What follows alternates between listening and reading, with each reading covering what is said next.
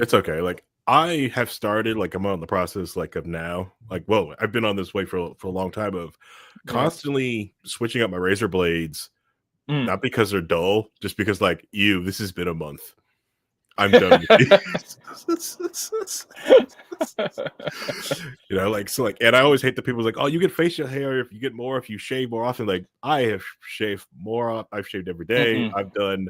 It's a myth. Yeah, I even did the reverse. I even did like against the grain shaving. My wife can't watch me shave. She's like, you shaved like an idiot. If I shaved every day, my face would be bright red. Yeah, it's just. Yeah. I would have a lot of it would be nasty. It would be rough. Very painful. Yeah. The only thing that really grows on my facial hair is my mustache. It's the only thing you see coming in. Right. That looks like, oh wow, he's got some facial hair. But other than this is I haven't shaved since Saturday morning at 4 a.m. Yeah. Yeah. I've been threatened with divorce if I ever shave the mustache or the goatee. Nice. Yeah. I can see why. Right. Yeah, no. That's abuse. Blink one time if you need to be risky. My wife doesn't like facial hair on me. My wife doesn't want facial hair on me. Yeah, except for Rhinos. That's safe for you. Sorry, Rhino. Nowhere safe for me or from me. All right, hi everybody. Welcome to an exciting new episode of Low Key on the Wheel of Shit Network. I'm your host, Harry Price, aka Movie Target, and weird voices you're probably hearing right now and aren't used to hearing. Some are familiar, some are like foreign. But as you guys may see from the title, Low Key is going to go political. I have been stunned by like weird things. I've been having a Discord channel open up called This Won't Age Well. I've just been grabbing into things and it was mess with me, and things have just been going weird in the political aspect that I was like, you know what? Screw it. I'm going to go political for this night. Then I just need to get stuff off my chest. And of course, as you guys all know, I don't go solo, I don't go anywhere. So I bring in a massive cast of characters everywhere I go. It's like, hi, Christy. Yeah, it's going to be fun tonight. It should be fun tonight. But as you guys know, I bring other people with me. And I want to bring Ryan. Ryan, go ahead and say hi. Hi, everybody. The channel he's mentioning on the Discord is subtitled Reinhold Was Right. I told you so. And yeah, it should be a fun time. My question is, can we set up a mailer so that it automatically pushes to people's comments and things like that? I have a few ideas. There's like if we got like a printing press, we could probably just have Reinhold print out news like a month late just to show back like, hey, yeah, 2 weeks ago, someone tweeted this is right. It's in paper form now. It's forever. You know, he was right. But anyways, the other person voice you hear that's also like, we got Vaughn. Vaughn, go ahead and say hi. Introduce yourself. Hi, I'm Vaughn. Do you introduce yourself to the low-key audience? I'm Vaughn. I'm one of the few non-local people. I'm not in Indiana, but I'm out in Ohio. Ugh, gross. Ooh. And we still talk to him. We'll use small words and talk slowly. Sure. Yeah. My hatred for Ohio mostly comes from the idea if they eventually understand that if they got light rail to all their major cities, they would control the Midwest. But right now, they haven't figured that out yet. That would be incredible. That would be absolutely incredible. But right when did this turn to commie talk? I'm sorry, did I miss something? Not commie talk to like trades, okay? They're going to have 15-minute cities. That's all right. Yeah, it's going to be great. 15-minute cities are awesome if you live in one. Mm-hmm. My town is almost one, but not quite. Mine would be one if we got a better grocery store, but that is another. Yeah, that's what we need too. And you get the added expense of the river being on fire. It's a fun time. Yeah, I don't live near the Cuyahoga River. I live near the Grand River. We've never set the Grand River on fire. Yet. Just yes. Just got to keep. I was going to say, wait, what? You're pretty close to the train derailment. So I mean, all we need to do is get that train derailment right next time, and hey, you can go to the Cuyahoga. East Palestine is about 2 or 3 hours away from me. Yeah, that's good. That's good. And that Dr. Boomer talk coming over there is Brian. Brian, you go ahead and say hi. Greetings from nowhere, Indiana. Glad to be on here. It's been a long time coming, so looking forward to this. I've been trying to get Brian on Loki. He is the Reinhold's backup, just in case like he ever breaks. You know, Great value, Reinhold. Yeah, great value. Timu, Reinhold, really. Look, Hey, I'm a faithful listener of Low Key Wall, so Yeah. The 350 plus people who download the show every time Dear Leader pushes our episodes out. It's been a while. Once a year, whether they need to or not, kind of thing, you know. So for the audience, when you do hear this in November, Probably. we're talking about stuff that's happening in sometime in June, I think. Mid-June. Yeah, mid-June, Like end of June. June. Yeah, this Yeah. is recorded After on June 20. You know, we could 23. just start saying, you know, we're recording this in February. This is what's going to happen over the next few months. We all have to dress appropriately, you know. Okay, everybody act like it's cold. Start add things on, but like burn up in this like. I don't know. My face is a little too sweaty to pull that one off. Recording your furnace is really working well. Yeah, my furnace. Just realized I'm matching Vaughn. Anyways, Hey, I dressed appropriately for today. I got my war game shirt on, so I figured that was going to be appropriate for nice. Global thermonuclear war. yes. Yeah. I've got my slow roll biking shirt on. Nice. So like producer Paul and I have been going out and been hunting for myself for like a new bike. So I want a road bike. I've got a mountain bike. It's great for off-road. Oh, okay. Too heavy. I hate it on the road. And we've been out looking at bikes. So I found a brand I like. But the frugalness of I don't want to spend that much for a bike just yet. Yep. So I've been looking at the same bike, just a few years older and used, and I'm finding the bike I want with everything I want and getting it for like a quarter of the price because I don't care. It's the 2022 edition of the bike. Yeah. What brand? Trek. Oh, I love them. That's what I have.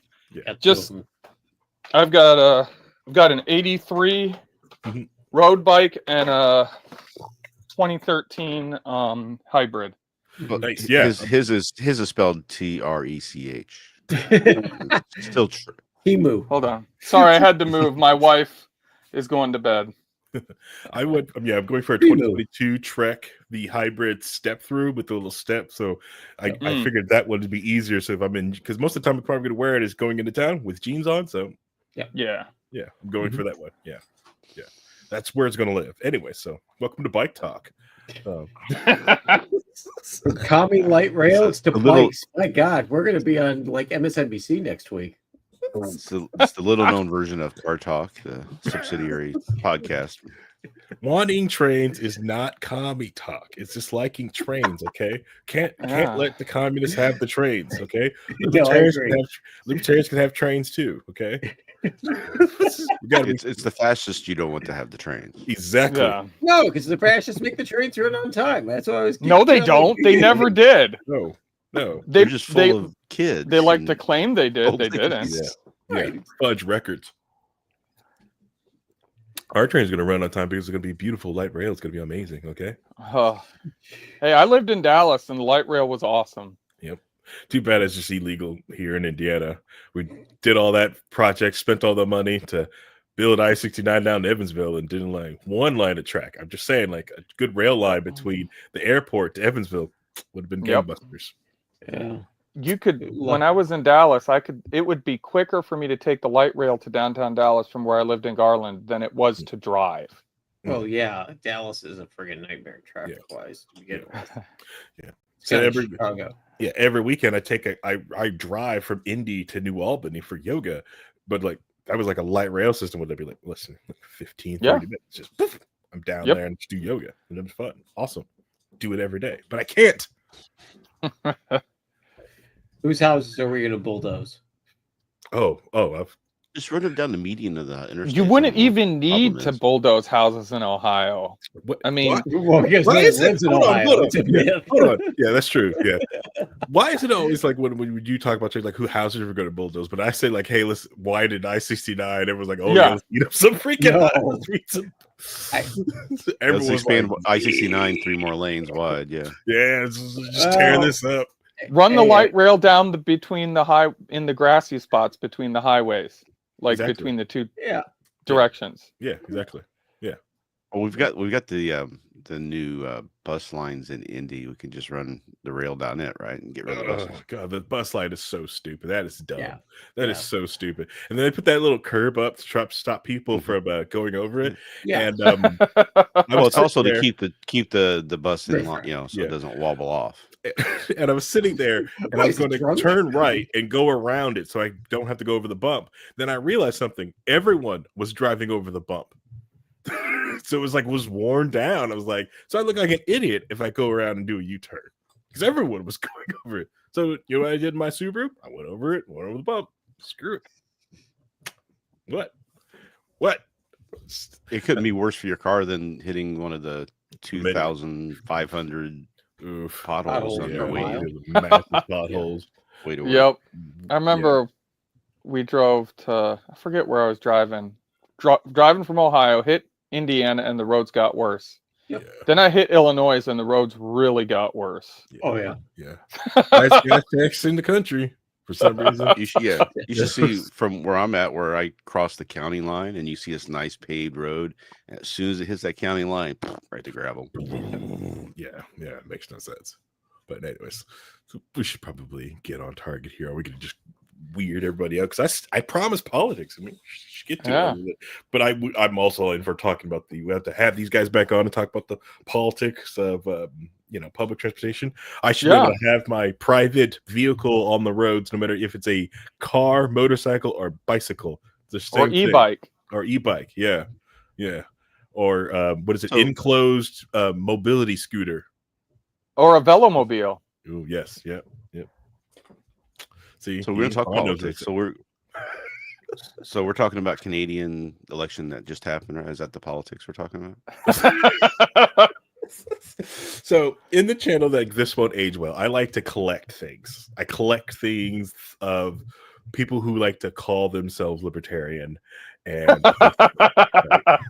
especially in the year after an election where it's convenient to be libertarian. This is what I call the convenient libertarian time. It's the in between time between elections where Republicans and Democrats alike just go, well, I'm kind of libertarian, and say something, barely off the buffet of libertarianism, but that's the only thing they took off. They just went over and grabbed like a hot dog and then filled it, then went back to the authoritarian buffet. So the bigger, meaner show on the network posted this: libertarians choosing open borders and cheering on the LA rioters from their BML fan club days as their hill to die on is peace dysfunction. You've waved the liberty flag in 2020, celebrating arson and looting as protests during BLM. Now you're back defending mobs battling ICE in LA because apparently it's all about free movement. Nobody forced you to sign up to this fantasy world, but somehow your version of libertarian purity includes unlimited access to public services, schools, ERs, welfare for every unvetted newcomer at taxpayer time. That's not decentralization. It's public buffet of other people's resources. Served buffet style. Libertarian isn't about riding the gravy train on the backs of taxpayers while whining about tyranny. Real liberty means voluntary exchange, not rolling out the welcome mat for anyone with a heartbeat and calling it freedom. That's not libertarianism. That's my definition is So we are rounding up all the wives of the Marines. Make that make sense.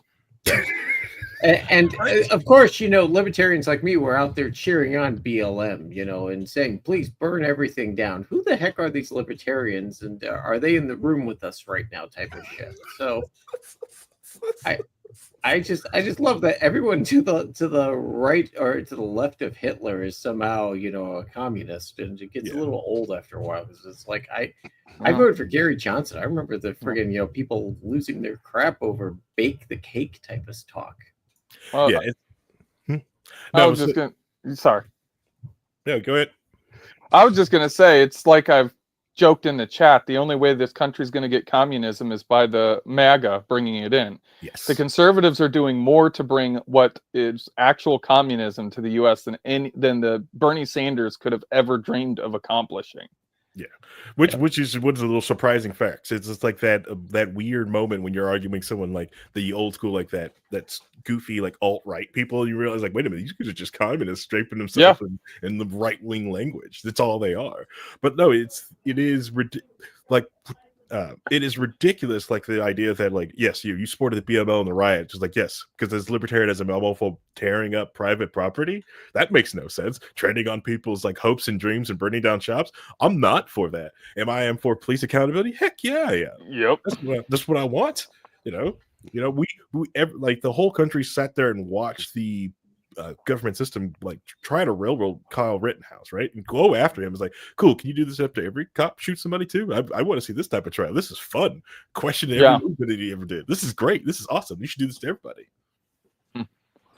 No, because you only do it to specifically. I'm not going to get into. I'm not. Oh, come on, Dennis. We had so much fun discussing that one. You're gonna go down that road. Yeah, sorry. No, I was just gonna say, as long as you're white, you can get good representation, and people care. That's true too. That's also true.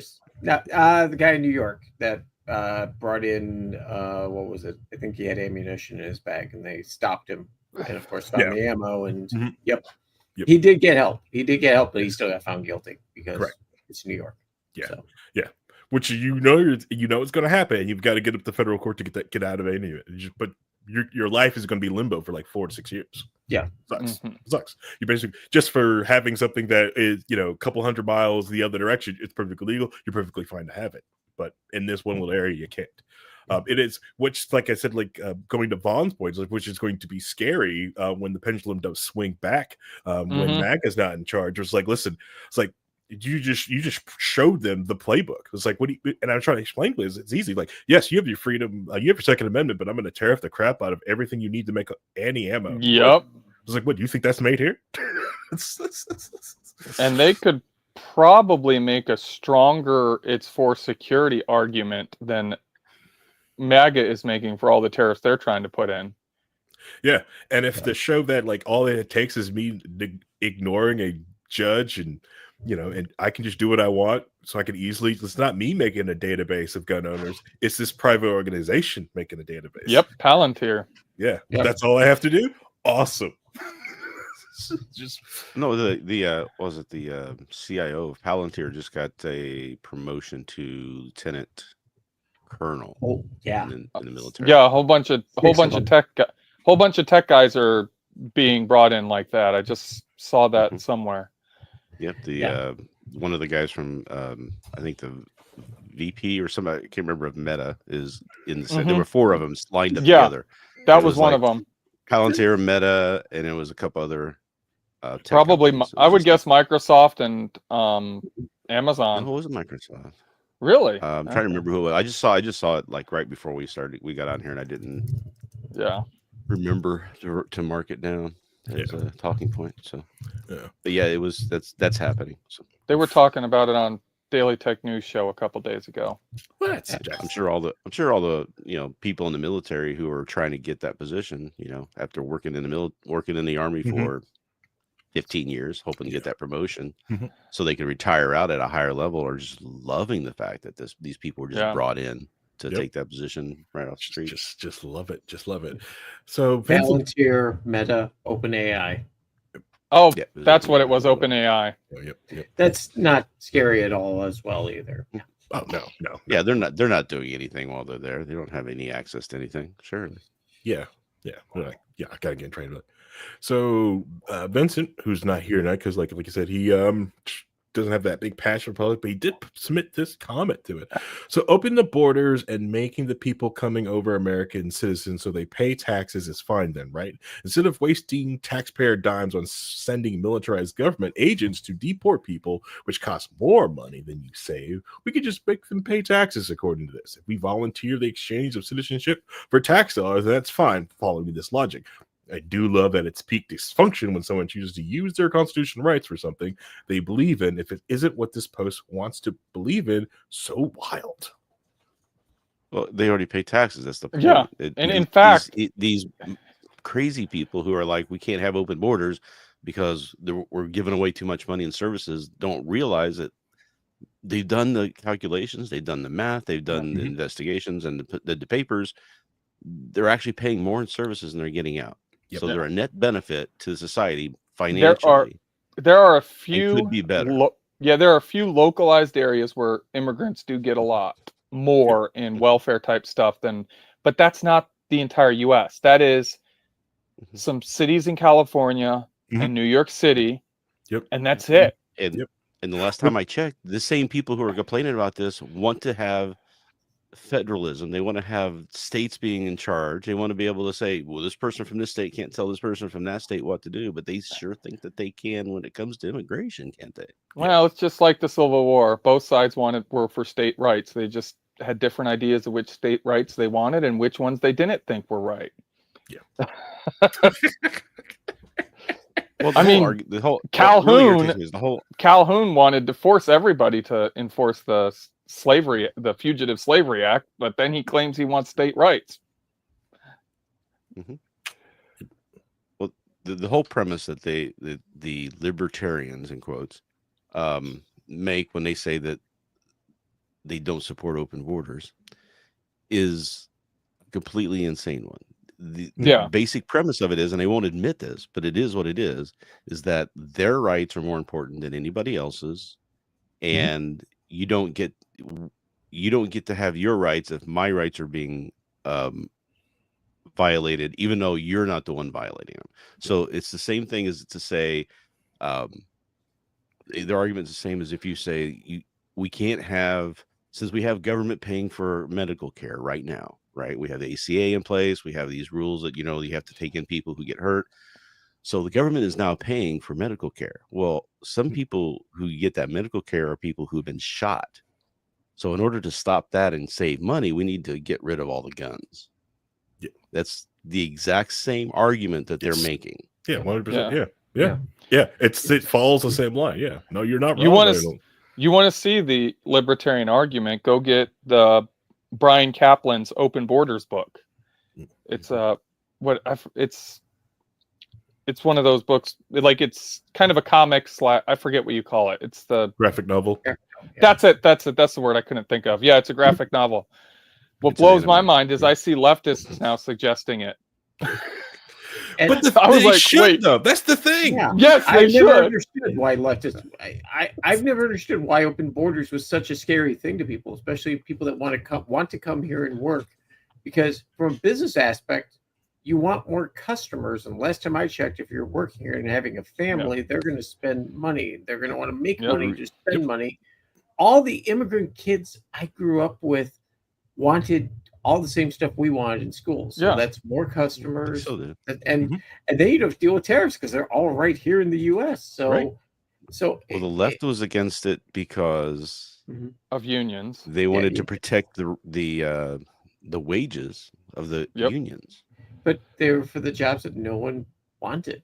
Jobs no one still wants. I mean, they had that one. It still depresses wages. So if you bring it in and you've got these people working for less, then there's more of a pool of that type of person to bring in and maybe bring them up into a job that isn't necessarily as demeaning as picking our food, but that could depress the wages that the unions are trying to fight to maintain the protectionism. So it's their version of the tariffs, right? It's their protectionism that they want in place, but it's just around the labor market.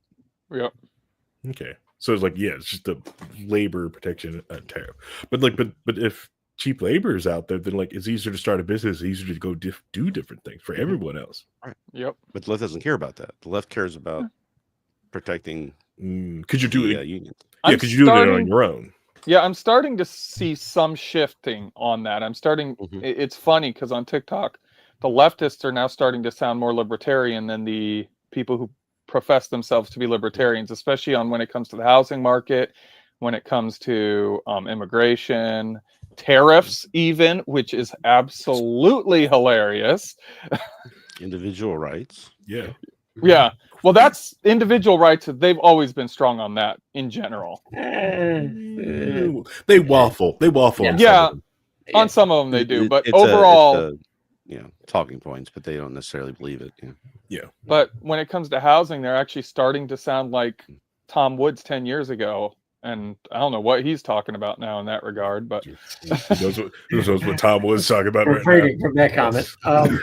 Here's another thing about the immigration thing that I really find funny, especially from these people, is that most of the time the people who are complaining about this, and they're really right-wing populists, but they don't want to admit that they're right-wing populists. They want to use the word libertarian because they were told by Lou Rockwell 30 years ago that it was cool, that's what they were, when it wasn't. So there was this whole conversation back then at the time, when Rothbard and Rockwell were trying to figure out how they're going to make things work and kind of break away from libertarianism, created the paleo-libertarian movement. And the main thing that they found that the right and the libertarians had disagreements with was immigration, because libertarians favored open immigration, whereas the right did not. And when a bunch of libertarians asked this guy at a conference they were having why they should support the government setting policies that violate the property rights of individuals, which is what immigration does. I'll get into that in a minute. Where did they get the right to do that? And he just said, well, it's sovereignty. So basically what he's saying is that the government owns all the land. They allow people to rent their land through the use of property taxes. That's your rent.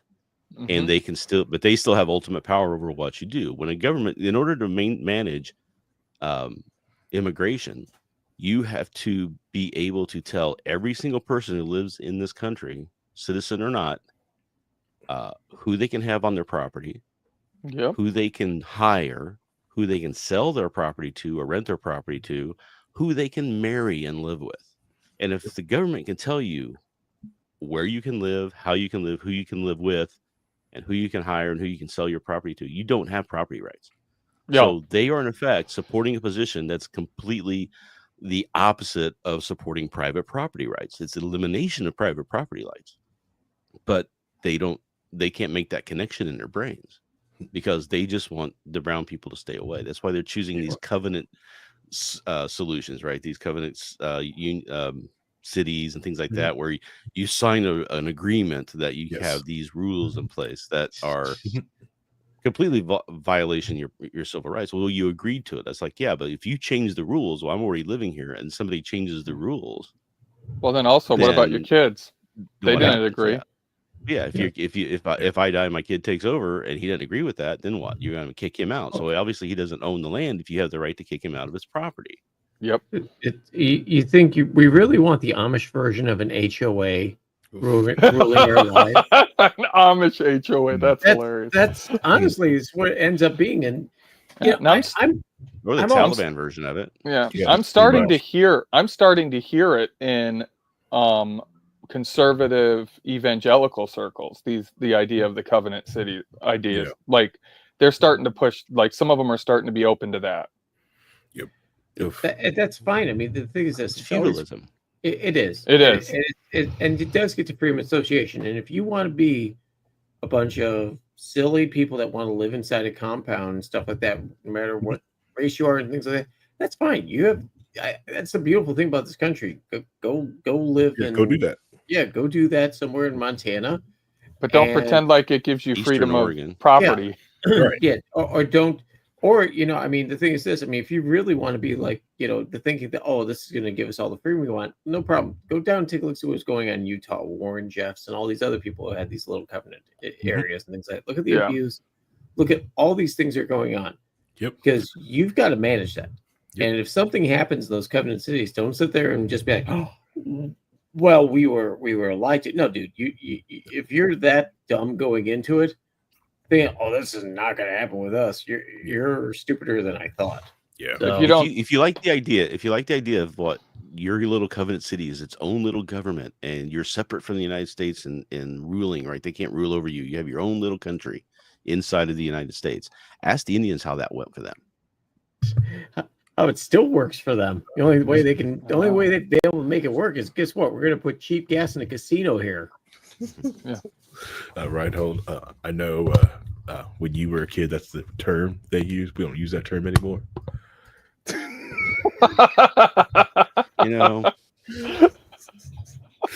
Indigenous people. Ask them how. It's not like he started doing the sound, and but, yeah. Also, to you, Brian, I know when you were a kid, you could do that too. We don't do that now. Oh well, we used could sit. Instead of crisscross applesauce, it was another term for it. And I remember hearing the first time I said crisscross applesauce. I was like, what does applesauce have to do with this? I don't remember. Dump it in your lap. Don't you remember, Brian? We used to play ranch, ranch hands and indigenous people. Yes, exactly. Ranch hands and indigenous people, or smear the person of a different orientation. Oh my god, that's problematic. Trust me, there was a lot of problems back in third grade. This is what happens when you bring Gen X in. I know. Oh, here we go. I know. Well, the problem is that all the bullying that we went through when we were younger, and we thought we'd help society get rid of, we're just bringing right back into our politics. Yeah. Yes. Yeah. Yes. Yeah. It actually, the funny thing is that the stuff that Trump is doing is like, you could play that out of an 80s bully movie, come up, pick sand in the person's face, and do all those things. And it's the same behavior. I mean, his politics come out of the 1860s. So I was talking to my wife, and we were laughing about people think that Trump is really smart. And she kind of jokingly said, well, he's obviously smart. He's able to fool all these people into giving him all this power and his money and everything. And I said, well, do you think that in Back to the Future 2 that Biff is smart? Because it's really all he is. I mean, technically that character was written based off of Donald Trump. He's just a big bully who gets his way because everybody's scared of him. Yeah. It's not that it's not that he's smart. He's just a bully. I still subscribe to the whole idea that a fool and his money are soon parted. And yes, Trump's had money parted from him several times. Don't get me wrong. Yep. But the thing is that, I mean, he is definitely a bully, but a lot of people just flock to him. So he's got something that just draws people to say. Do you remember the bullies in high school? They were usually the jocks who had all the girls and they were real popular, but they were bullies to the people who were a little off or different or weird. Trump he's funny and he's authentic. People know exactly what they're getting. And you're describing every bully that I grew up with. Oh, I know. Well, I'm just saying. But that's the thing, though. He's not every bully. No, but he also just knows how to work the press. Yeah, I take benefit in the idea that it is that kind of pseudo cult of personality with him, and all these like MAGA guys are like feel comfortable in trying to become the bully until they realize when he's out of the picture, like you don't have that protection anymore. We're not going to be able to do that. Yeah. He says what people want to hear, and people don't critically examine what he's saying. He can lie through his teeth.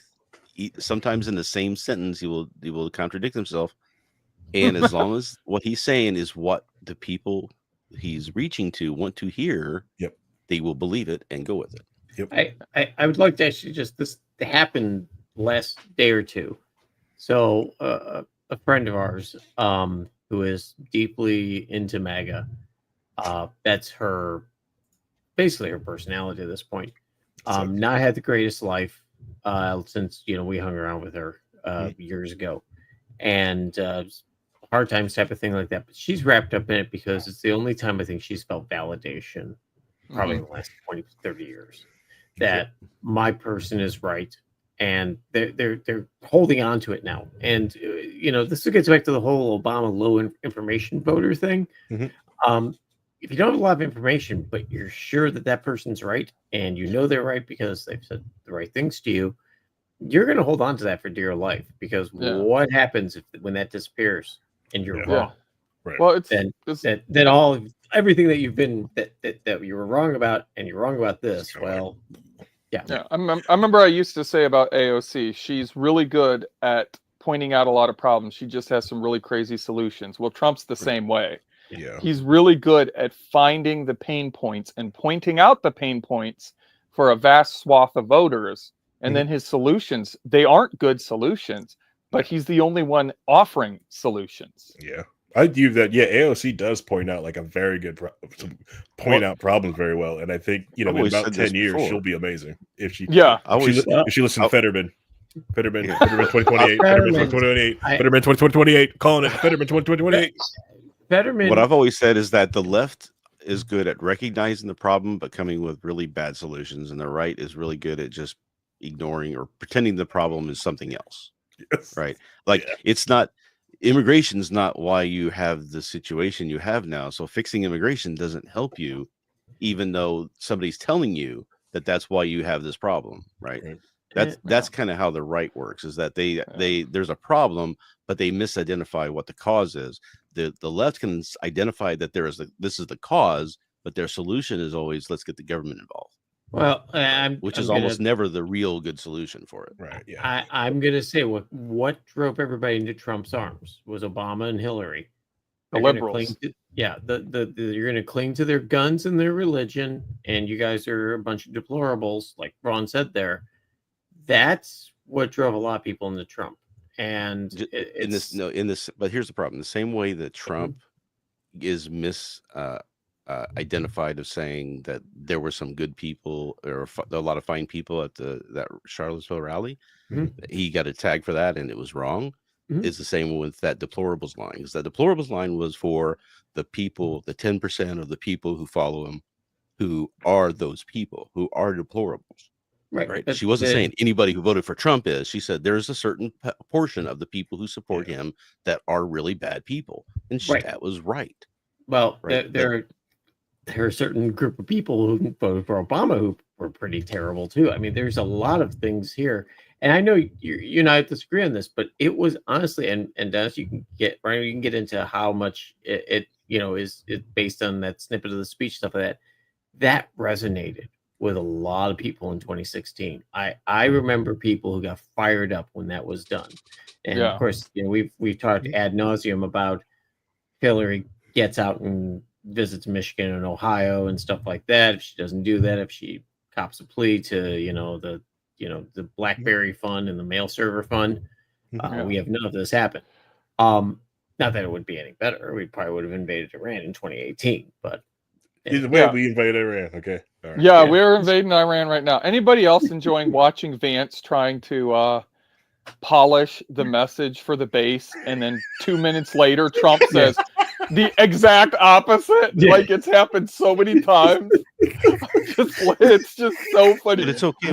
We don't want regime change. We don't want regime change. We're not trying to get regime change. Trump tweets, regime change, make Iran great again. Which, I'm actually kind of a little bit for it, not the Shah, but my only problem with that is when you say that acronym a certain speed, or maybe not as carefully as you might want to say it comes across a little like saying something else. MIGA. No. Make long I, not the short I. As long as it's not the hard R, which is really all it is. This whole make Iran great again. Republicans. There we go. Terrible. No, yeah. And this just got demonetized. Congratulations. Demonetized. I think it got demonetized when we turned on the mics. Yeah, pretty good. No. Like they were going to charge us. They're going to charge us. Well, that's the thing. No. Like when it comes to like monetization, monetization hates Spangle and his name. This channel has never been monetized, but the Twitch channel has always been. Like, it was easy. They've never taken our monetization away. They've never banned us. Twitch loves us. It's YouTube that hates us. And it's because it's Spangle's name versus my name. Spangle. Who wants to pay money for a Spangle? God, I know, right? Exactly. Don't put it under Walgamuth, although maybe that would work out pretty well. The sudden desire with German and stuff like that. Wait, we got Vaughn on here too. Yeah. My mom's. I come from a family of Brugners. I think I can. Pass. There we go. If you go back to my original last name, Wolfensberger. Oh man, I don't know. Man, we went from commie talk now to. All right, welcome to Argentina talk. Anyway, well, my ancestors moved here before the Civil War, so we're safe on that regard. The German Civil War? Which one? No, hang on. No, the U.S. Civil War. Civil War. My parents immigrated here, through Argentina from Germany in that route, right? So your families came the legal way. Because the legal way is the same way as they're doing it now, except that Yeah, the legal way back then was just show up. Yes. Right. Yeah. That's why, that like, was such a terrible time. Blah blah blah. Yeah, we My added how parents much came to the the legal way. population? that's why I do get kind of like annoyed, like someone like, especially in the liberty aspect, when they keep saying like they need to come here legal. Like, what the does that mean? What does that mean? Yeah. Now this awful system that we have, just because we want it limited and racially because different areas. Look at all the people that were coming the legal way, and now if they show up to their hearing, they get arrested. Yeah, exactly. You can have your guns. You just have to do it the legal way. Exactly. Well, here's the thing. The argument I keep hearing is, we'll try to get into Australia or New Zealand or Europe, and they're right about that. You try to go into those countries without that. Yeah. That's kind of like saying what you just said, Dennis. You know, it's like this. We'll try to bring a gun into Ireland. Yeah. Doesn't. Okay, but great. That's why it's like we don't. Do you want socialized medicine like Europe? No. Then why do you want immigration like Europe? Yeah. But that's why the U.S. has historically always been better at integrating brand new immigrants into our culture, into our society than Europe. You go to Europe, you've got people who are third generation, their grandparents immigrated there, and they still aren't a part of society. Correct. Yep. You don't see that in the U.S. for the most part. No. But they're trying to bring that here now. Take a look at Japan. You might want to ask some people from Ireland or from because back in the day, I mean, no, back in the day, you're right. There was a lot of problems, but I'm saying over time we're better at it than Europe. But now we're trying to bring the European system in. Now we're trying to make it like them, or MAGA is. They want the European immigration system because they like it. They like that specific one. It's like you can't pick and choose. Like the left wants to say, okay, let's bring in socialized medicine of there. So okay, well they have these other things too. No, we can't do that. We're different. It's like this country was built on the very idea that if you're not happy where you're at, you can somewhere else to go. Right. And this country was built on that. People come. The greatest thing is when you start talking about they don't believe that birthright citizenship is what we believe it to be. It's really only you can only have birthright citizenship if both of your parents are already citizens. And it's like, first of all, that was always the case, so you didn't need to have the 14th Amendment in order to enforce that. Second of all, do you want to know how many people we would be kicking out of this country if that were the case, that you had to have both parents be citizens before you were a citizen as birthrights? How many military kids of this country? How many military kids and military people would be gone? Well, we were told for years.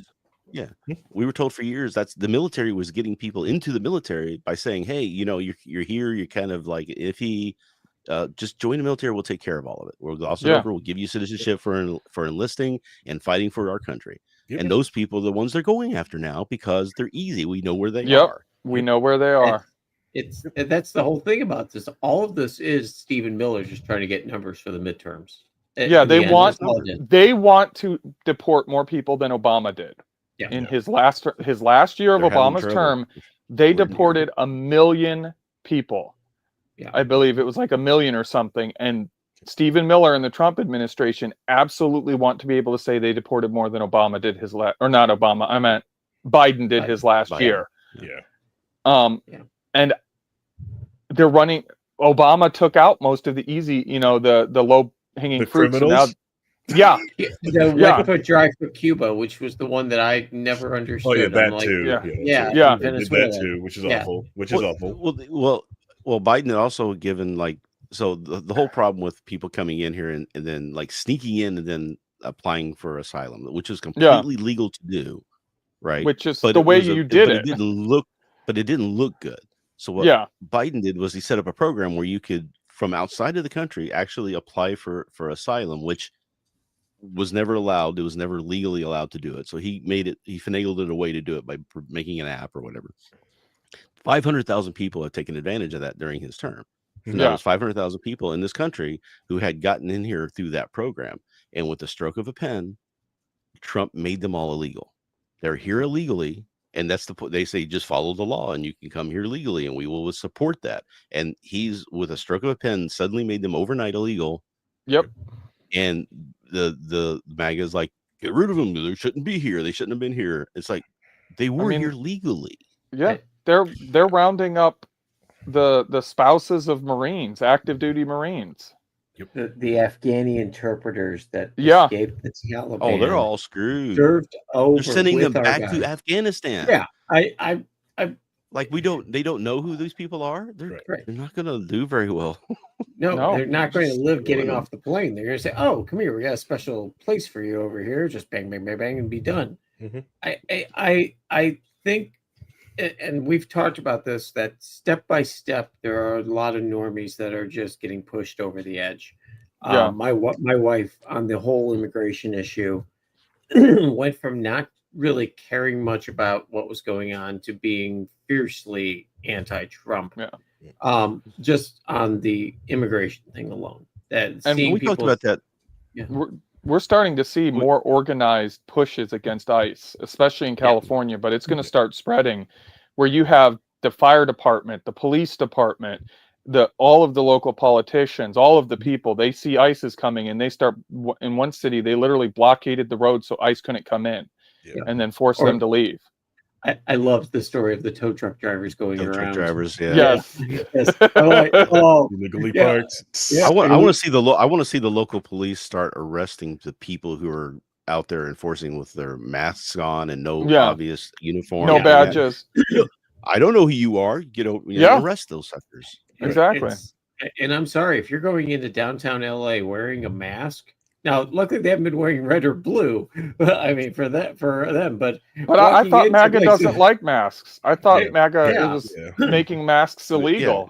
Unless you're 60 times all that carbon dioxide you're breathing in, it's just going to kill these people. So they said that the doxing of ICE employees was up 400%. And someone asked the question, well, if the number of doxing that was going on was like 2 agents per year and going up to 40%, okay, we're up to 8. There's no number behind it. It's just they did a press release and said it's up 400%. So they were never doing it without the mask. If you go back and look, I want to know show me the video of them going in without masks day one. Because what happens is a lot of these people are really just like Proud Boys and those guys who have wanted to do this. And now they're there was this one raid where they did where Homeland Security's like, well, that wasn't us. That must be Border Patrol. Border Patrol's like, that wasn't us. They were just guys who dressed up and went out and took down people with fake badges, right? Who's to say that's not happening? Right. Well, they have been like GTA 5, where those guys were rounding people up and put them in their van. Yeah. All it takes is a couple of crews to put on like the suit and decide to start knocking over convenience stores because everyone's just going I don't want a federal charge and just back off. Yep. Because they don't know anybody. Because they did that with TSA agents, right? There was like 3 cases that were real recent where somebody doing that held one woman hostage and raped her. Then another person had done it and stole from some store or something like that because he was saying he was with. I mean, there's like 3 or 4 stories of that just off the news wire from the last week. That's already the LA superintendent released a press release saying that they had to prevent 3 or 4 different people who claimed to be ICE but would not prove it from either entering the school. One of them tried to get a bus driver to pull over and talk to him. Another one went after some students, just these lone men in masks claiming to be ICE. Yep. Just quick search. Yeah, you're right. Yeah. There are people who are dressing up as fake ICE agents. It's already happened. Yeah. And of course, the one thing I'm still confused about this, we're arresting American citizens. Yes. And people there are a lot of people in the MAGA right who are like, well, that's just that you shouldn't hang around with these people if they're illegal. If they're American citizens, they're not illegal. Yeah. But a lot of times they're not like technically breaking the law because just because they're here, if you're in the country, if you cross the border without approval, that's technically not illegal. It's being here without documentation. It is that's the a illegal part. civil violation, not a criminal violation. Right. It's like with the marijuana laws where it was like, they can't get you for smoking marijuana because that's not something that can be illegal because of our rights. But having marijuana, possession of marijuana is what got you in trouble, Right. right? So that was always the bend that they try to do. Yeah. And it's just frustrating because it's like, they say that they just want to get the people who came here illegally out because they're lawbreakers, and it's like,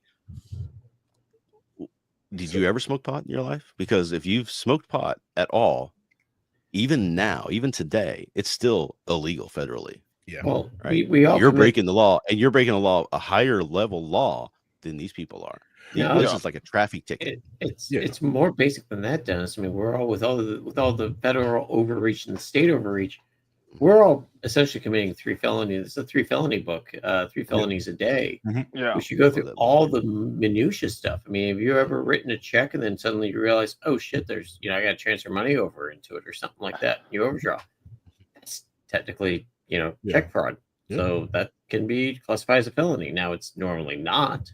Yeah. But yeah. So I mean, I've just still catch myself, these people that are just absolutely obsessed with getting people out here, but this gets back to their identity, and that my life has sucked, and it's sucked because of I can't get a job. It's not because of me. My life sucks not because of me. It can't be because of me. It's got to be somebody else. Well, it's their fault. Somebody's telling you it's their fault, so it sounds better. It's got to be someone who come to this country with nothing and barely speaks the language. It obviously can take my job. That's what's yeah. Well, and the best part of it is literally, it's literally technically fascism. If they could take your job, doesn't that say something about you? Not your job. Well, one person to get back try to a little harder. Yeah, one person to get back to is that they had health issues and things like that, and that's why they couldn't work. Which we won't get to how they're getting their income now. Do you remember this? I'm all for this old theory. There's this old theory in U.S. politics. In I don't know when it kind of fell out of favor and we didn't talk about it anymore. But it's this old thought process, and that was innocent until proven guilty. Oh shit! You remember that old quaint thing that we used to believe? Well, we also used to say that you had to have what's the Latin term for it, Vaughn? You probably know, where you wanted to commit a crime. Intent. Yeah, intent. But there's a little. Mens rea. Mens rea. That's it. Yeah, you knew it was a crime and you were going to commit it. I knew that it was a crime to do this, and I'm going to steal something, and that's what they would go after you for. Right. But so everybody's like, well, we got to keep the dangerous people out of the country. I'm like, yeah, but if you're assuming they're dangerous and they have to prove to you they're not, then you're treating them as guilty. Well, and what's going to stop? They prove themselves innocent. What's going to stop the next administration? Which, if things go the way they are, I guarantee you the GOP is not getting the next presidential election. What's going to stop? What's going to stop them from declaring all militias are dangerous people and need to be rounded up? And guns are dangerous. They should not. You should not have them. It's a health hazard, and they've already made that claim. I mean, it's not like I'm making some weird, crazy comparison by saying this stuff. They've already gone this route. They just got stopped because people were like thinking straight. And they've made the precedent. You can go do it. Executive order. You don't need to have. And Doge set the precedent. And Doge set the precedence that you can just fire the entire government. Yeah. That was one thing that used to happen in the beginning of this country a lot. Every new administration would fire everybody, and then they'd appoint all their they'd appoint all the people that helped them run the. What did they call it? It was the patronage system. Yeah. And we got away from that for a reason. Because, and you know why? Now we're bringing it back. It was a specific, the first populist president in the United States. Brian Hope was there. Who brought it in? And it was Abraham Lincoln. He was going to be impeached, and he didn't get impeached by one. He didn't get removed from office by one vote. Yeah. Right. That's how close it came for him to be removed. But it was like a first populist president. He loved patronage, and that was the whole thing, right? So it was underneath him that everybody went, okay, we've got to stop this, because they realized, we need people doing these jobs that are competent, right? Yep. So we need to make sure we're hiring competent people and not just people who agree with our politics. Yeah. and we've got to make the assumption that these people will work irregardless of who the administrator is, and just do their jobs. It's just a job. Yep. And so that's why we got that in place, because it made sense. And from that, we developed from getting rid of patronage, getting rid of slavery, and being open borders, we developed the greatest country in the world. And look what happened. Look what's happened since we started fighting against those types of things. We've just stagnated. Yeah. You know, we put in the first real immigration laws in the 20s. It really took effect in the 30s. And they were like horribly written, like IQ tests that didn't make any sense. You couldn't understand. It was horrible stuff that we did, quotas and everything else. And then slowly over time, we just start to stagnate. We just don't go any higher, don't go any better. Just bit. And we still have to make quotas. America great again. If you want to make America great again, let's go back to the time when we allowed people to come here and live the belief of what we were selling of a country where you can be free, you can do what you need to do, you can make something of yourself. You're not going to be tied down by class. You're not going to be tied down by who you voted for, any of that stuff. You're going to be able to do what you want to do and be successful at it, based off your merits. Kind of like a shining city on a hill type of thing. Yeah. We built our I'm not a big fan of that analogy, but I have reasons for that. But as a Baptist pastor, that is a very loaded term that goes back a long way.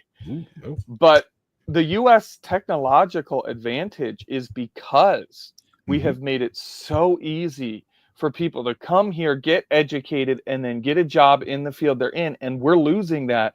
We are having a massive brain drain right now. Germany is now snagging a bunch of our academics.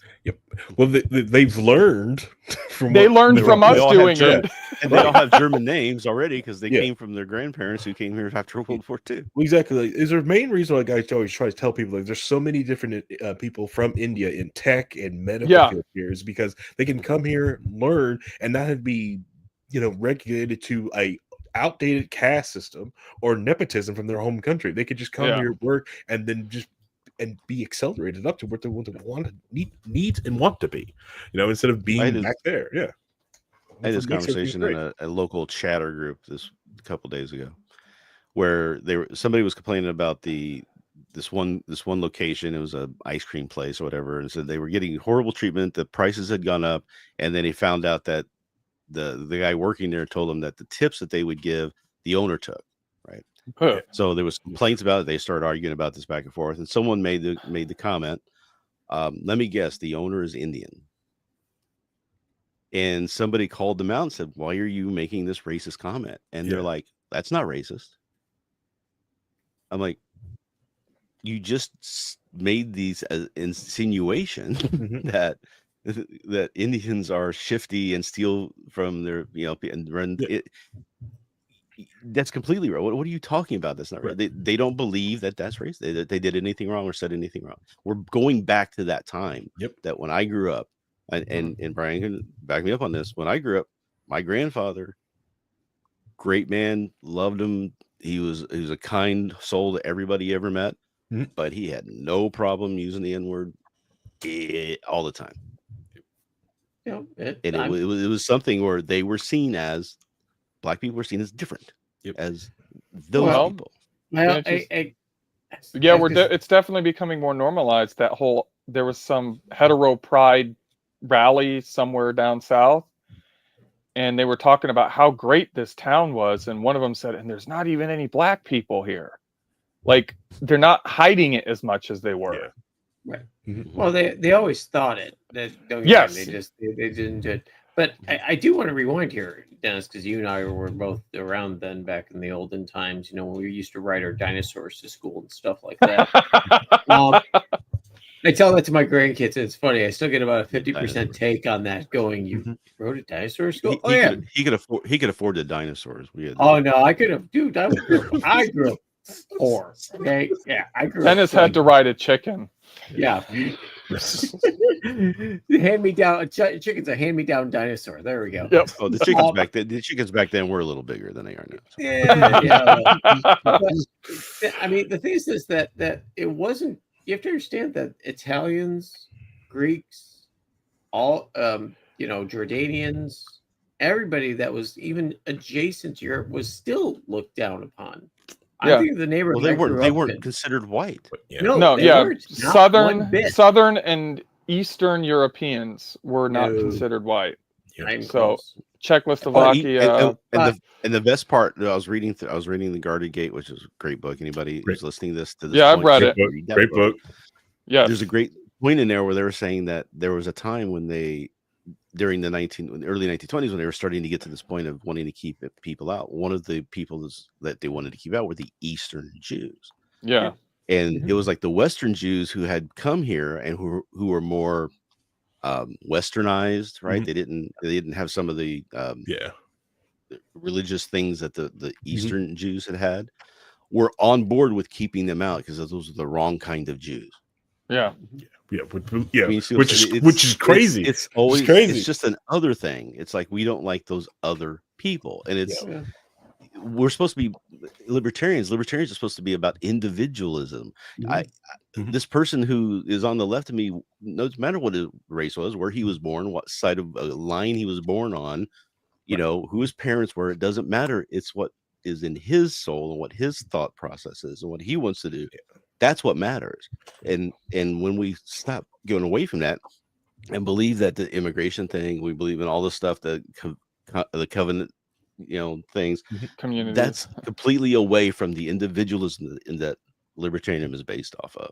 Yeah. But so like the Facebook, like I don't know if you watched some of the Facebook posts from Caitlin Clark the last 2 games, where it's like, look at all these people, and they kept calling it thug ball and really like getting super racist about these black people. Yeah. And a lot of people in the comments like, there's a lot of blonde hair white women fighting on this court. That's I don't know what the heck you're talking about. I was gonna say every clip I've seen in the past 2 weeks, I'm not even into basketball. I'm not from Indiana, but I'm getting inundated with them. Every clip I've seen has been this ginormous blonde girl taking Caitlin out. Yeah. Oh yeah, no, Sabrina, I can't remember her name, but she came up and body checked her after. Well, I mean, the thing is this, Caitlin's got this thing where they go after her eyes. This is the second year. I mean, last year and this year, somebody went up and clawed her, and I'm stunned. Okay, yes. I mean, the WNBA, I understand the ladies like to have, I mean, some guys like to have long fingernails and things like that. But that's a game where there's a lot of risk, of that. Yeah. So I'm surprised that there is with the face mask on. Like but, some of the NBA guys have the face mask. They put that little face mask on, or the goggles. The goggles, the horse goggles. Yeah. And so I just it's frustrating because for years we would call people and say, look, I can, like, Chris Cantwell. I said years ago, like, this guy's racist. Oh no, he's not. And they would defend him. He's not Stephen Molyneux. Oh, he's not. He's just saying this. You don't believe blah blah blah. You're just calling him racist because that's what you. And then they come out and find out they are racist because we recognize, a lot of people recognize, based off the dog whistles they use, the way they're making their arguments, you can tell what somebody's thinking. And there's a whole group of people trying to say, no, you can't do that. You can't defend it. You have to just. And it's like, let people recognize what's going on, because if you don't, they're just going to be more overt, and you're going to accept it more. And it's going to the position where it is now, where we have the problem that we fought so hard to get out of in the Libertarian Party, where we were tied in with the John Birch Society. And we were just seen as Birchers and Reaganites and things like that. And it's like, no, those people are crazy. We're not them. And so when we try to stop that, we're getting called gatekeepers. Right. We've got people like this person you mentioned, whose name I'm not going to say, making terrible arguments and acting like it's the default libertarian position when it never historically has been, for good reason. And he doesn't recognize the flaws of his own argument, because he's not critically thinking about his own argument, because he's not that able to do. He's not able to do that. Well, it's not part of his DNA. It's more about being on a side than it is about having the right, you know, being, what's the word? Audience capture. Yeah, audience capture is definitely what's going on, but then being well, in that specific situation. But I also think at some point you have to really believe that there are people who are beneath you. Yeah, and that's where that idea comes from. That's Well, where that mindset is. audience driving capture is very self-reinforcing. Once you get in that loop, you're just Mhm. going to go worse and worse and worse. Yeah. Mhm. So that's pride, envy. Yeah. Sloth when it comes to not being able to stand up against your people. The one thing I do have to bring up is the one thing when we were talking about, you know, the person being racist about India, and of course I'm thinking of Akash Singh, the comedian. Mhm. If you ever seen his stand up, and he gets a lot of the Indian community to come to his shows, Mhm. and he goes, he looks at the guy and goes, hotels, motels, or convenience stores or liquor store, you know, are you a liquor store or are you and he nails them 95% of the time, you know. Mhm. So What I type mean, of entrepreneur are you? Yeah, basically. yeah, exactly. Yeah. And Yeah, so but here's the fun part is that there are places around here that are obviously run by, you know, people from India, but there's also Sikhs that are there, and the Sikhs Yes. get confused with the Muslims, and it's Yep. like, oh my god, because it's like you're so, you know, you can't determine, you know, what kind of racist you are at this point, you know. It's like, or what kind of bigot you are. Man, But Sikhs, that's such a cool religion. Makes Christianity look so lame. I have never met a terrible Sikh person. They've always been exceptionally nice. And damn, if you ever get fed by one, just watch out. It's like going into an Italian grandmother's house. You look thin. You look thin. You need to eat. Go eat. Oh, eat. I got to the know world's the largest owner kitchen, of right? The world's largest free kitchen is run by Sikhs Yes, in India. exactly. Yep. Yeah. I got to know the owner of an Indian restaurant real well, and we would, every time we go in there, the food was just, they would just take care of you. It was just so nice. Those people were great, and it's, I don't know, it's just, I see these people, and I think that's a lot of the problem. And it's a whole different sidetrack, but people are complaining about how colleges are indoctrinating their kids or whatever, because the kids go off to the college and they come home with these weird ideas. And it's not that they're being indoctrinated, they're just being exposed to things that you didn't want them exposed to. And they're realizing, hey, maybe my parents were wrong. Maybe these aren't bad people. I met a guy. Well, and a lot of them already know their parents are wrong. They're just looking for a way to prove it. Yeah. And of course, I'm not using the word no in the definitive sense, but just how many kids are looking for a reason. Yeah. But it's like you realize, hey, maybe, you know, your mind, if teachers could indoctrinate kids that easily, we'd have great test scores. We'd have people learning all this knowledge that they're not doing, not turning in their homework. They're not getting good grades, but they're going to listen to you about. They're more. I can force your son to put on a dress, but I can't make him turn his homework in. Yeah. They are far more indoctrinated by their peers than their teachers. Right. Yes. And the thing is, of course, you know, this gets back to the whole misapplied quote Churchill or whoever. If you're 20 and not a liberal, you have no heart type of thing. Naturally, kids are going to be more liberal because they come out of high school thinking that life is like high school. We should just take care of everybody, and there's enough money, and just go ahead and take the money from them and give it to this person, and they're going to spend it, right? They're not going to do anything terrible with it, are they? And it takes that 20s going through and watching yourself get screwed by, you know, government and other people, stuff like that. Plus, most kids raised in super conservative households are not raised like the way they are raised. The way that the household is run is very much like an authoritarian left-wing government. Yes. So their concept of like, and then they don't know what freedom is. Right. Yeah. And then they get their first paycheck and they want to know who the FICA guy is while he's getting all of their money. Right. I'm gonna go beat the shit out of FICA. Yeah. It's one of those situations where like they are conservative only with the bumpers on, and when the bumpers come off, usually in college or when they move out, then everything else starts spiraling control. I think they're not raised to be independent.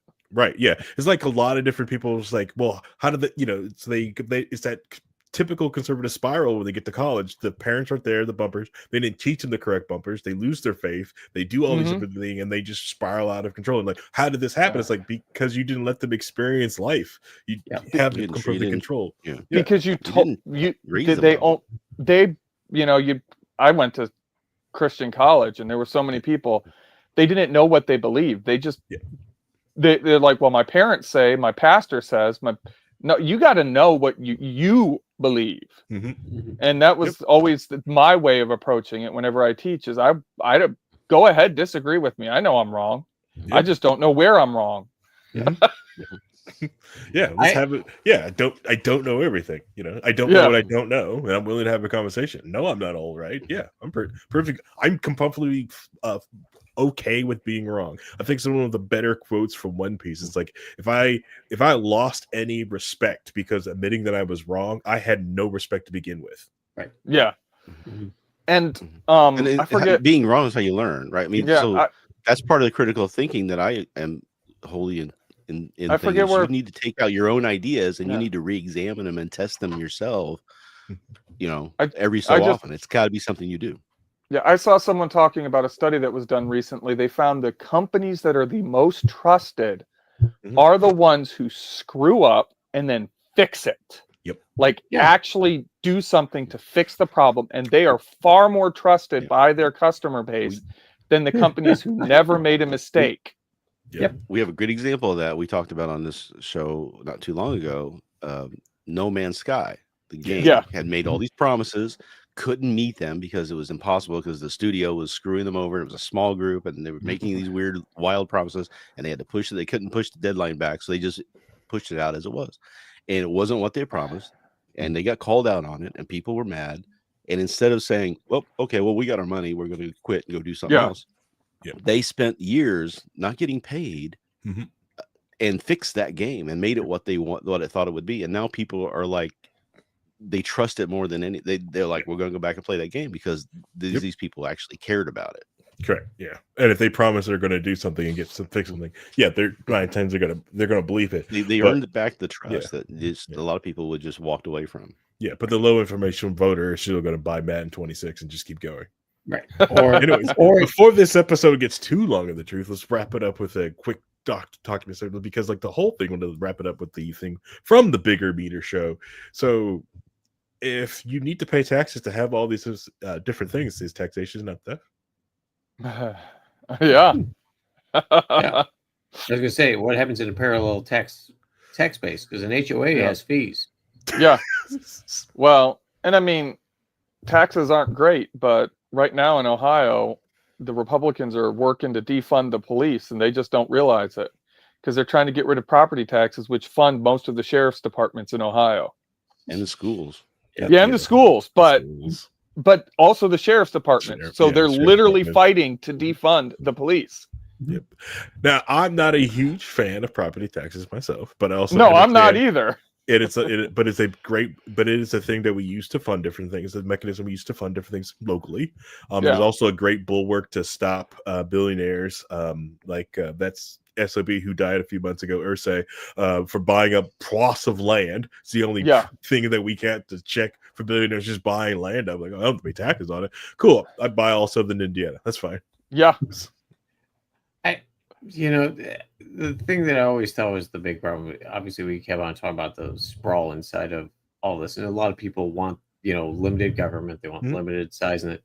And we're so detached from what our taxes are being spent on.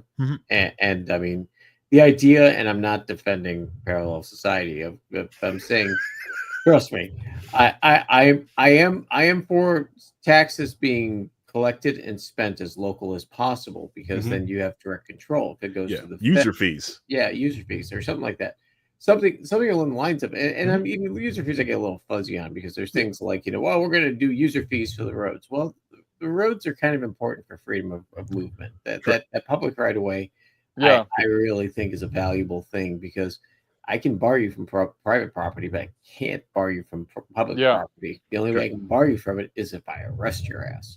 And we don't have the common law right of travel like they do in England. You You I've can, seen- just not we right. do. You can. You No, just I can't meant use ours. across certain people. Like right. ours Oh, is yeah, in the yeah, roadway. yes. Property. Yeah, You- yeah, I'm- yeah. You see what I'm Yes. talking about. In England, like you have the right to travel across a lot of private land. Yes. Mhm. Yeah, a lot of That yeah, is, we don't have that here in the U.S. So you're right. Roadways are the only. right. And the thing is, yeah, in Iceland, Mm. it is actually perfectly legal. And I mean, some of the owners aren't thrilled with that, but if you go camping and you can go right from one right through, you can go right through their backyard, and Yep. that's 100% As legal. long as you pick up after yourself and you Yep. don't Yep. harm the land or any of that stuff, it's perfectly legal to do. Yeah. Yep. But yep. but this is the problem we have. So I mean, it's kind of one of those things of there's obviously I think freedom of movement and things like that are entirely required for liberty. If I Yes. control where you're going, then guess what? You can't go anywhere. Yeah. So I mean, Yeah, this what gets happens in back a to- libertarian society where you can't travel on anybody else's property without their permission? You have this plot of land and somebody buys up all the land completely around you and is effectively circling you in. Well- You can't get out. What do you do? Well, we would get all the people together to tell that person not to do it. Oh, so we're doing posses now? Cool. I didn't know that. Yes, we are. We just need Yeah, the and Star if that Trek person, teleporter. if that person has more money and therefore a bigger group of people with guns who can say no, I'm not going to do it. We're going to do it this way. How do you fight that? All I hear is more to lose. Oh yeah. Well, That's this gets back That's to why we need to invent the Star Trek teleporter. No, because got news Yeah. for you. You're going to use fiber going across the public right away, and damn it, I want my quarter if I'm going to beam your ass across my property. I want my quarter, damn it. Otherwise, I can't Well, it's the immigration argument that I was making before, where I would say they would say, "Well, we just don't want them going across my property." I'm like, "Well, you're telling me what I can do on my property, and I'm not telling you what you can do on yours. If I fly somebody in a helicopter from Brazil and have them fly in a helicopter and land on my property and stay there with me, they have not transversed or caused your property at all, have affected you in any way, and you're still going to tell me that I can't do that, then your problem is not the things you say it is, you rationalize it to be. The problem is you just don't want those people here around you." Exactly. Yep. Yeah. And they're always going to, as I said, Trump has used this very well to get his base energized. But as I said, more and more people are getting really ticked off. And yes, Dennis, I know it hasn't been soon enough for you, but we predicted this last year when I said when they start the mass roundups that they're talking about doing, people are going to realize what they're really talking about, because they're not concepting it. They're not realizing what they're actually voting for right now. And when they see it in play and they see the guy who runs the taco cart that they used to buy from, and now they can't go get that food anymore because that guy's no longer here, or the guy who used to take care of their lawn, or the guy used to, when they can't, their grocery prices are 3 times as high because now we get no way to get this food out of the fields, and we have to import it. All that stuff's going to start happening, and people are going to start seeing it, and they're going to go, "Oh, I didn't vote for this." And the whole Iran thing is starting to erode the base too. So they've got to get that wrapped up quick. So I've got several different people. Supposedly they have, but Iran says they haven't. So we'll see how that goes. Yeah. So what I've got in my world going on is like the people who are here legally, they've got their green cards, and now they're too afraid to leave. One of them, this one guy, an amazing, fantastic, amazing artist.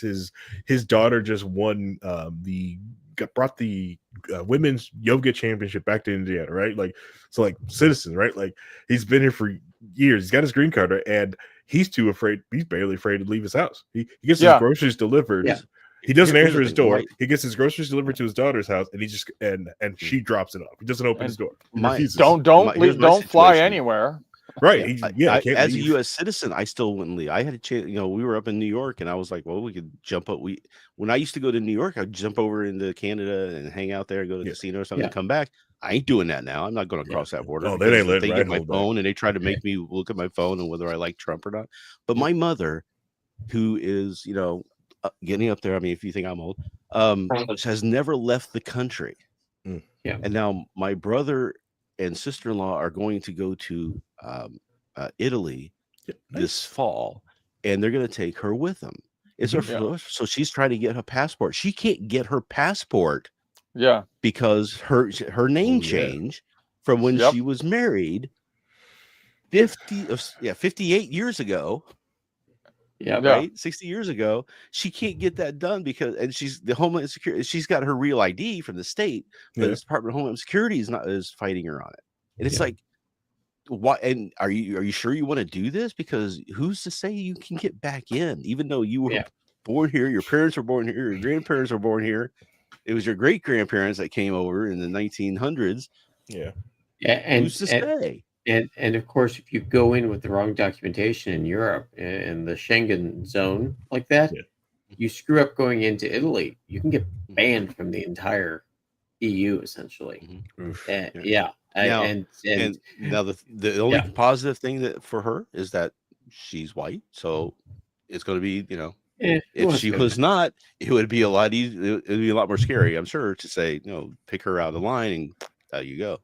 You must be from this other place because you're just lying because we could tell or whatever. Oh yeah. That's why a lot of like I wouldn't go anywhere right now. I don't. I'm a disabled vet. I still wouldn't go out and do anything. I'm just keeping my head down. Okay, so that makes me good because I've been uncomfortable because like a lot of people like been invited like, oh, we're gonna go to Portugal. It's like I just don't feel like comfortable like leaving. I don't know if I'm gonna come back, especially because like I've got if I leave this country, it's going to be because I'm moving somewhere else, and I've got my wife who's just sending me constantly. Oh look, they'll pay you to get this land in Ireland, some here, or go to Iceland and live there. And I'm just like, he's like, no, you don't understand what you're getting into if you do that. You don't want to do that. I have ancestry from Ireland, and therefore I'm technically allowed the citizenry. I'm like, that's not the way it's going to work. You're getting told things that aren't true. So be careful. But that's the only probably way I would leave is if we were to say, hey, let's just pick up and go live there now. No, I mean, they can go through all your electronic devices when you come back. Yep. Both sides. Both sides. Both sides. Well, here's the thing. Yeah, that's why when you're supposed to give them your password, but that's what I try to tell people that for a company, it's like if you're traveling internationally or like that, you have to tell me like why. It's like because I'm turning your one password off. What? Yes. Turning your one password off, and I'm like, no, I'm tired. Yeah. Turn that off. You can't. Take a burner. Take a burner. What you do? Here's a trick. When they ask you for your password, give them the wrong one. They'll type it in. Oop, one fail. Oh, come on.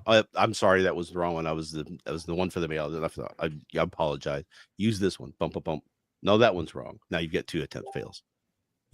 Set yours to like 5 attempt fails and just keep playing them and make them wipe the phone. That sounds I was trying to comply. But then you're missing your connecting. But now we've got video of you saying that. Roommate named Bubba, but now we've got video of you saying that. So if you try it, they're going to be like, oh, I ain't trying. I ain't going nowhere. I'm not getting involved in any of this. My phone's backed up in the cloud called my house. My phone's just gonna show up and it's gonna be completely brand new. Just out of where's your phone? It's like right here. Log in. Just ship it. Yeah, when I get past you, I'll download all my stuff back down for my own house. Carry a burner phone that you don't care about, be it Android, whatever. Flip phone. And ship your phone and stuff that you need over there. Correct. And ship it back. Because the shipping, they can't ask for it. They can just ease it. There's no point in shipping. What do you got to need? make sure it only has the necessary things on it. Why shipping? Because your phone is just thrown to the internet. Send it back home. Send it back home. Why do you? As long as you don't have your social, as long as you have your social set up on it, you don't have your email set up on it, or none of that stuff. They can get into your phone, but it's not going to have connection to anything. Yeah, that's what they really want. They want to get into your stuff. Yeah, you can leave your phone. You can leave your phone at your house. Forward your calls to the new phone that you're going to get over there. Yep. That's it. Or just get the SIM card while you're over there. Yeah. Just go. Don't take your phone. There's no point. You don't need that text message. You can download Instagram over there. You can get on the FaceTubes, TikToks. Just like Randy Feltface says, you don't need a phone. You're not the president. You don't work for the president. You work at Kohl's. What do you really need a phone in your pocket all the time for? You don't need that. 640K. That's all we need. Up my bandwidth. All right. So before we get thanks for you guys entertain me on that last little bit. Before we get too long into this, let's go wrap up. So we're gonna go around, get a good minute wrap up, say your piece, and we'll end this show before it gets too long. No, we're not doing a 4-hour episode, Reinhold. No, not happening. So my final thought is in 5 parts. Part 1.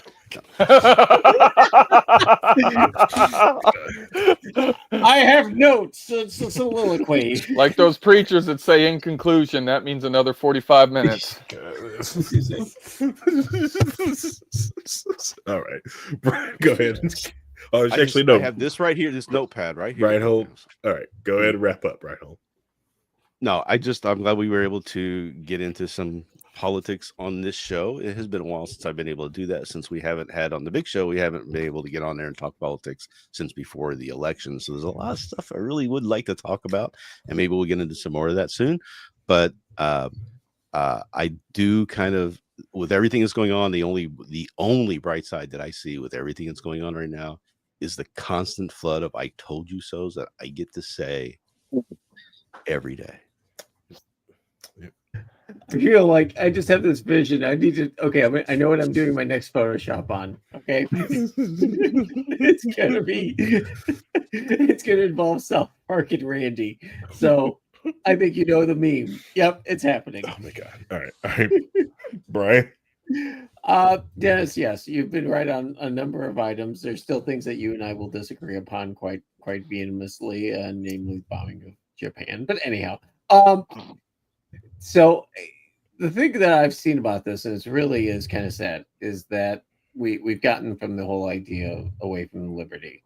And the good part about it is that I have people that I thought were convinced that libertarians were just a bunch of Republicans that just wanted to, just basically be like what Dennis and we've been talking about, and really Republicans with, that like to smoke pot. Hmm. And there are a lot of people now that are starting to say, I pay a lot in property taxes, and you guys are right on this.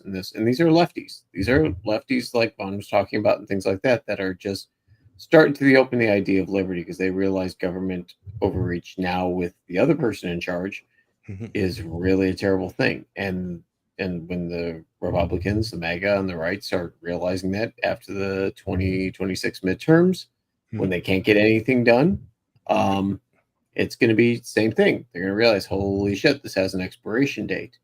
And I just wish that we could clone Gary Johnson and run him in 2028, and maybe we get somebody, that would be decent and run a nice middle campaign. I don't think any of us would object to Mitt Romney going up there. Well, there's lots of reasons to object to Mitt Romney, but I'm talking, the personality and stuff like that. Running a very boring middle of the road presidency where we're nice to everybody, and we don't. I don't think we can get Fetterman. Too many health issues, but his people need to be protecting him better, and they're not. No, they're doing. He's got some people inside that are just destroying him, and that's unfortunately. But the reality is that in the end, I want liberty to come back, and this has been a really terrible 6 months so far of this. God, it's already been 6 months. Yeah, it's been 6 months. 5.5, 6 months. Only 3.5 years ago. we talk about steering the ship towards liberty, and then we've the last 6 months we've sank it. Maybe we Steak and Shake's out there trying to take him out with tallow. Okay. The problem and is now the FBI is knocking on my door. Thanks a lot. I'll say this after we're done. I'll say I don't want to get in on it. He doesn't want to get swatted. That's fine. That's fine. All right, Vaughn. I think one hopeful thing is I'm starting to see pushback, and I hope, because this is a callback to when Dennis was talking about that populist president who, after he took the patronage system to an extreme that just absolutely crippled everything, people were like, wait, we can't let this happen again. And they put in some things. And that's the kind of resistance that we need to be building, as it were, right now. This idea that, hey, we're seeing all of the chickens come to roost. Well, what can we do to make it so that we can stop that from happening again? And I think that's a focus we need to be thinking of in local politics, even as well. Yeah. Is what happening going on with Iran right now? Is that the final nail in the coffin to say for Congress when it switches in midterms to say you can't do this anymore? Take back the War Powers Act. Some of that stuff that we've been begging for 30, 40 years. And I had somebody yelling at me the other day about, well, you guys were complaining when Obama was bombing. I'm like, here's the article that I wrote when I called him an unconstitutional war president. What about that? Well, you didn't call for his, where was the calls for his impeachment? I'm like, I called for it in the article. I don't know. I'm just a guy. I can't make everybody else do it. But like, you can't tell me that I'm not, I've not been on this since day one. It's just, it doesn't matter to me who the president is. They can't do that. As long as they're bombing brown people and they're doing it with our tax dollars and we all wrap it up in the whole bringing democracy for it, everybody kind of turns a blind eye to it.